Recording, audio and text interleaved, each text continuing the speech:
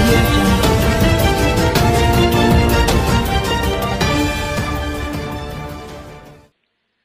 నేను గడిచిన 3-4 సంవత్సరాలుగా చాలా సందర్భాలుగా మన మిత్రులు నాయకులు ఎవరైతే ఉన్నారో వాళ్ళకి కలిసినప్పుడల్లా చెప్తాను.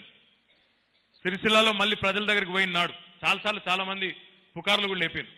నేను కాన్స్టిట్యున్సీ ఇడిచిపెట్టి పోతా అని, కుకట్పల్లికి వెళ్ళి పోటీ చేస్తాను ఒకలు, ఉప్పల్కి వెళ్ళి పోటీ చేస్తాను ఒకలు, షేర్లింగంపల్లి పోతాడట ఒకలు, ఖైరతాబాద్ పోతాడని ఒకలు. నాకేం కర్మ, మీరందరుండగా బ్రహ్మాండంగా నాకెక్కడ పోయే కర్మ ఏముందని నేను అడుగుతా ఉన్నా. మీరందరూ ఒక సోదరుడిగా కడుపులో పెట్టుకొని చూసుకుంటాం, నువ్వు బ్రహ్మాండంగా నీ పని నువ్వు చేయి, నిన్ను గెలిపించే బాధ్యత నాది మాది అని చెప్పి చేయిలు లేపి మీరు చూపెట్టిన తర్వాత ఎక్కడికి పోవాల్సిన కర్మ నాకేందని నేను అడుగుతా ఉన్నా. ఇంకొక మాట కూడా ఈ సందర్భంగా నేను మీకు గుర్తు చేస్తా ఉన్నా. చాలా మంది మిత్రులకు నేను చెప్పిన, ఈరోజు మీ అందరు కూడా చెప్పదలుచుకున్నా.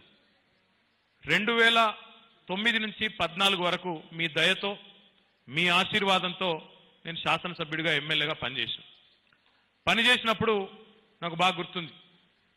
2010లో రాజీనామా చేసిన మళ్ళీ మీరందరూ మళ్ళీ కష్టపడ్డారు, గెలిపించి ఊరు తిరిగి ప్రతి మనసును కరిగించి గెలిపించిండ్రు. 68,000 ఓట్ల మెజార్టీతో గెలిచిన అన్నాడు. 10 నెలల్లో ఎక్కడ పోగొట్టుకున్నది అక్కడనే ఎత్తుకోవాలని మా నాయనమ్మ చెప్పింది చిన్నప్పుడు. 10 నెలల్లోనే 171 ఓట్లతో గెలిచిన మనం కేవలం 10 నెలల్లో మీ అందరి దయతో మీ అందరి కృషితో 68,000 ఓట్లతో గెలిచినాం. మళ్ళీ 3 ఏళ్ల తర్వాత 2014లో ఎలక్షన్ వస్తే మళ్ళీ మీ అందరి కష్టంతో 53,000 ఓట్లతోని గౌరవప్రదంగా బ్రహ్మాండంగా మళ్ళీ గెలుచుకున్నాం. 2014 వరకు నేను ఎమ్మెల్యేగా పనిచేసినప్పటికీ కూడా మీ అందరూ అర్థం చేసుకున్నారు, ఉద్యమంలో ఉన్నది కాంగ్రెస్ గవర్నమెంటు, అందులో కిరణ్ కుమార్ రెడ్డి గవర్నమెంటు, రోషయ్య గవర్నమెంటు, వాళ్ళెవరు కూడా మనకు పని చేయరు అనేది మీకు అర్థమైంది. కాబట్టి నన్ను ఎప్పుడు ఇబ్బంది పెట్టలే. ఈ రోడ్డు కావాలి, ఈ మోరి కావాలి, ఫలానాది కావాలి, ఫలానా ఇది కావాలి, ఫలానా అది కావాలని చెప్పి ఏనాడు కూడా మీరు నన్ను ఇబ్బంది పెట్టలేదు. ఎందుకంటే అర్థం చేసుకున్నారు మీరు నాకంటే బాగా. ఎందుకంటే ఇప్పుడు మన శాసనసభ్యుడు మన ఎమ్మెల్యే ప్రతిపక్షంలో ఉన్నాడు, అవతల ఒక్క పైసా కూడా ఏం చేసుకుంటామో చేసుకోపో అనే ముఖ్యమంత్రి ఉన్నాడు. కాబట్టి ఆయనను అడిగి మావోడు చిన్నగా కావద్దు అనే ఉద్దేశంతో మీరు కూడా చాలా హుందాగా ఉన్నారు, చాలా పెద్ద మనసు చేసుకొని నన్ను కాపాడుకున్నారు. నేను అందుకే 2014లో ఎమ్మెల్యేగా మళ్ళీ మీరు గెలిపించిన నాడు నేను ఒక మాట చెప్పిన. ఆనాడు మీకు గుర్తుండాలి, సిరిసిల్లలో గాంధీ చౌక్లో ఒక మాట చెప్పిన. ఏ సిరిసిల్ల గడ్డనైతే నాకు రాజకీయంగా జన్మనిచ్చిందో, ఏ సిరిసిల్ల అయితే రాజకీయంగా నాకు కన్న తల్లి లాంటి ప్రాంతమో తప్పకుండా రుణం తీర్చుకుంటా అని చెప్పినా, ఈరోజు చెప్పిన విధంగా 4 ఏళ్ళు ఈసారి మనం 9 నెలల ముందే ఒక ఆలోచనతోని ముందుకు పోతా ఉన్నాం, ఎలక్షన్కి పోతా ఉన్నాం. 4 ఏళ్లలోనే మొన్న ఒక మిత్రుడు చెప్తున్నాడు, దుబాయ్కి చాలా ఏళ్ళు అయింది ఆయన పోయి, మీరందరూ కూడా ఇనే ఉంటారు. ఇది దుబాయ్లో ఉన్నాడు ఒక మిత్రుడు, సిరిసిల్లకు సంబంధించిన మిత్రుడు దుబాయ్లో ఉన్నాడు. హైదరాబాద్లో దిగంగానే ఒక ట్యాక్సీ పట్టుకున్నాడు, సిరిసిల్ల బయలుదేరినాక సిరిసిల్లకు వచ్చినాక తంగలపల్లి బ్రిడ్జ్ దాటినాక అంతా చూసిండట. ఈ మధ్యలోనే 3 నెలల కిందట, ఇది మా ఊరు కాదు, ఇది వేరే కాడికి తీసుకొచ్చిండు వీడని చెప్పి మర్రిపోయే ప్రయత్నం చేసిండు. 4 ఏళ్లలోనే ఒక్కసారి మీరందరూ కూడా గుండెల మీద చేసుకుని ఆలోచించాలని చెప్పి నేను కోరుతా ఉన్నా. ఏ ఊరిలో కానీ, ఏ పల్లెలో కానీ, పట్టణంలో కానీ, మండల కేంద్రంలో కానీ ఈరోజు అభివృద్ధి కనబడతలేదనేటోళ్ళు ఎక్కడైనా పొరపాటున ప్రతిపక్ష పార్టీలు కూడా మనసు చంపుకొని మాట్లాడాలి తప్ప అభివృద్ధి చేరని ప్రాంతం ఎక్కడైనా ఉందా ఒక్కసారి మీరు చెప్పాలని చెప్పి నేను కోరుతా ఉన్నా. ఏ పల్లెకైనా పోదాం, ఏ తాండాకైనా పోదాం, ఏ మండల కేంద్రానికైనా పోదాం, సిరిసిల్ల పట్టణంలోని ఏ మారుమూల ప్రాంతానికైతే పోదాం, నో ప్రాబ్లం.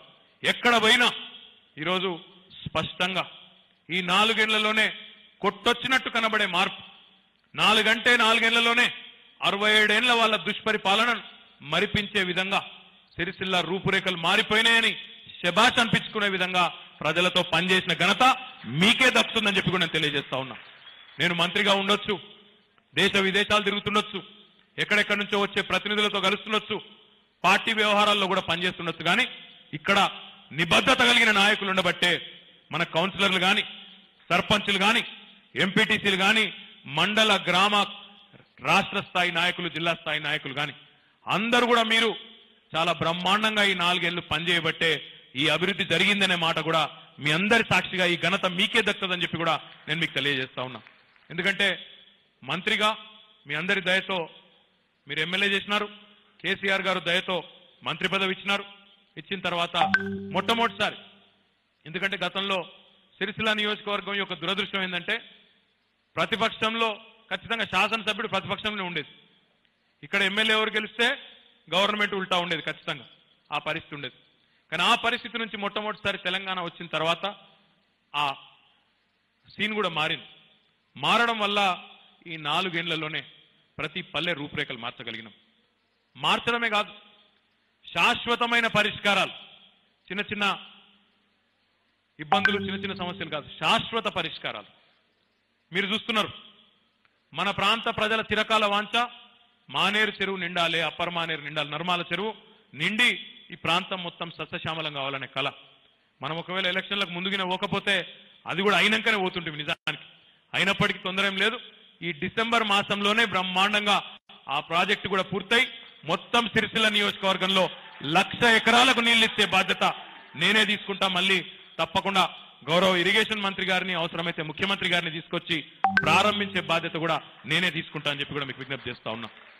ఇంటింటికి తాగునీరు ఇచ్చే మిషన్ భగీరథ పట్టణంలో కానీ గ్రామాల్లో కానీ దాదాపుగా పూర్తిగా వచ్చింది.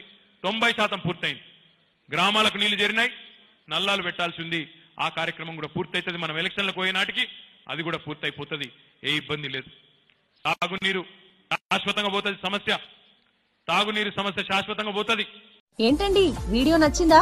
అయితే ఓ లైక్ వేసుకోండి, లేదంటే ఓ కామెంట్ చేయండి. ఎప్పటికప్పుడు మా వీడియోస్ చూడాలంటే సబ్స్క్రైబ్ చేసుకోండి.